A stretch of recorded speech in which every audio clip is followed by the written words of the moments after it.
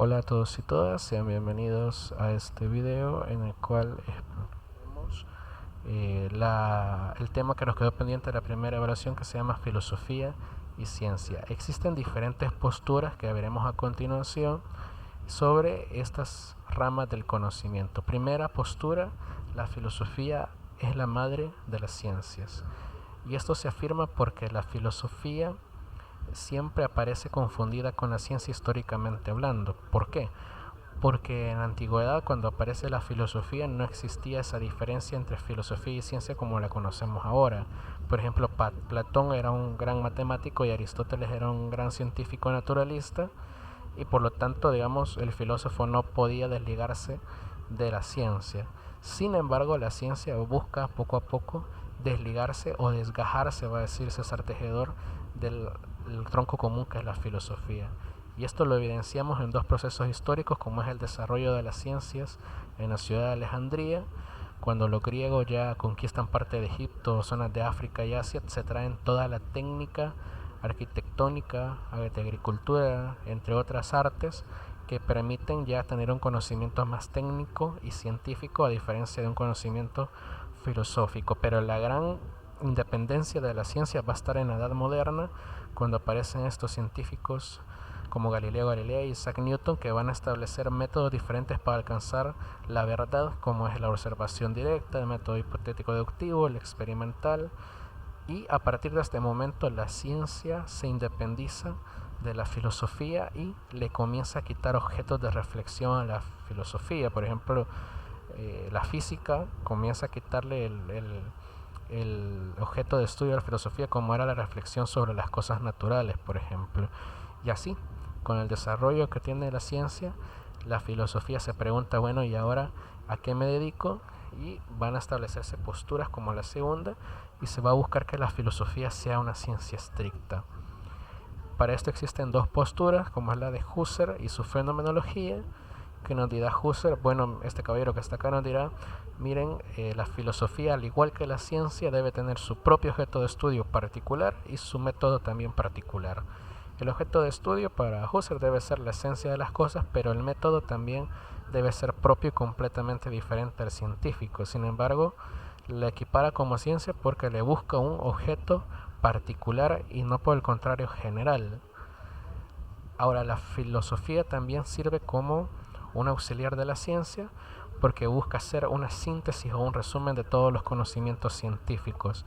Esta postura ya la habíamos visto en Antonio González y la criticará después, o vimos que la criticó Ignacio Yacuría, cuando nos dice que a veces la ciencia se queda corta y por lo tanto la filosofía siempre busca criticar y sobrepasar el conocimiento científico. Otra postura de qué hace ahora la filosofía, que la ciencia le ha quitado todo su objeto de conocimiento, es que la filosofía debe estar al servicio de la ciencia. Esta postura la mantienen los positivistas y los filósofos analíticos, y nos dicen que la filosofía debe abandonar por completo el estudio de los fenómenos de la realidad por dos razones. Primero, porque tiene ausencia de certeza. Comte nos dirá, no sirve de nada creerle a los filósofos porque la ciencia ya tiene un método certero y verificable para alcanzar la verdad. Entonces la filosofía ya no debe abordar los fenómenos de la realidad, puesto que la ciencia ya lo hacen de una manera certera y verificable. La filosofía debe buscar, por lo tanto, una nueva tarea, y esa tarea la va a establecer la filosofía analítica, con filósofos como este caballero que tenemos acá, que es Wittgenstein, que nos dirá que la filosofía tiene por objeto de estudio aclarar el uso del lenguaje técnico científico y el uso del lenguaje común. Para Wittgenstein el problema es el lenguaje, porque los grandes problemas científicos como el ser y el pensar, el conocimiento, se deben a que únicamente existen porque hay un problema para expresarnos.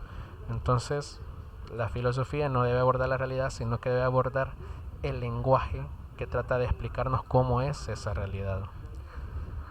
Otra idea es que la filosofía es un conocimiento completamente diferente a la ciencia. La filosofía, por el contrario, que pienso nosotros, no debe convertirse en ciencia, porque la filosofía aborda de una manera general y con más profundidad los fenómenos de la realidad como hace la ciencia.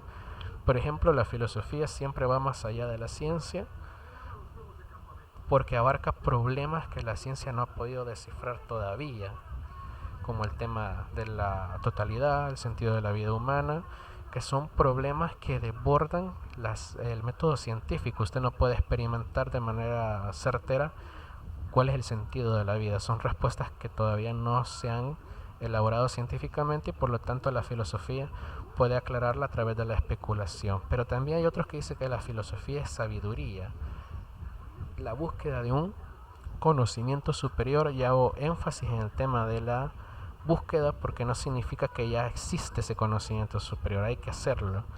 Recuerden a Pitágoras que dice: yo no soy sabio porque sabio es el que lo sabe todo. Entonces, por lo tanto, la sabiduría es la búsqueda de ese conocimiento superior, pero que se queda en eso, en búsqueda.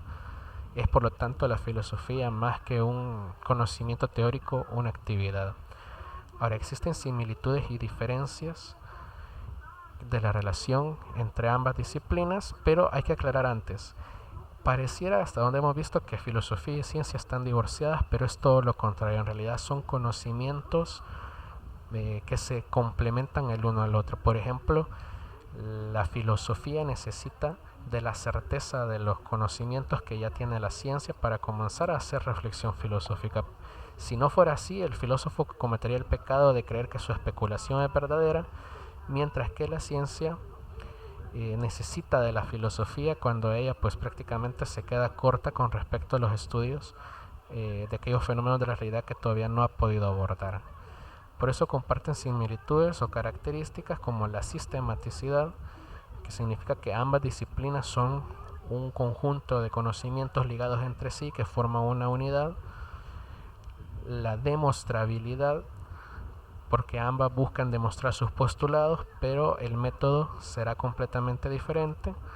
Existe objetividad, y esto significa que tanto el científico como el filósofo busca explicar la realidad tal cual como es y no por deseos subjetivos, es decir, veo la realidad como es, no como debería de ser o como me gustaría que fuera. Los estudios que se hacen de la realidad son completamente basados en los hechos exactos como suceden en la realidad. Y el método, son métodos diferentes, pero en común ambas tienen método. El método científico experimental para las ciencias y el método como la lógica, la dialéctica, la duda metódica, entre otros, para la filosofía. Ahora, también existen diferencias muy marcadas o esenciales, y una va a ser la verificabilidad. Ambos conocimientos buscan una verificabilidad de sus postulados, pero la diferencia en realidad va a estar en el método. Como ven, el científico busca el método experimental para validar su conocimiento, mientras que el filósofo va a buscar su propio método. Puede ser un método lógico, puede ser un método dialéctico, un método metódico, deductivo, entre otros. Pero diferencia el método. La diferencia es que sí, ambas son verificables, pero la diferencia consiste en cómo hacemos el conocimiento verificable a través del método. Y el gran problema es el objeto de estudio, porque la ciencia, como habrán visto, tiene un objeto de estudio concreto y específico, es decir, particular. La física estudia los fenómenos físicos naturales, la química los fenómenos químicos, la esencia de la materia, mientras que la filosofía tiene un objeto de estudio más abstracto y general. Es un conocimiento más totalizador, por ejemplo. Entonces, diferencia, la ciencia tiene objetos particulares de la realidad, pero la filosofía se preocupa por el todo y por lo tanto su objeto de estudio es más general.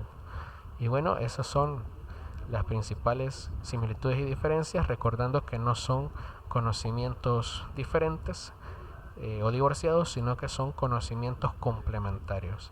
Agradezco mucho su atención y espero que este video les haya servido. Muchas gracias.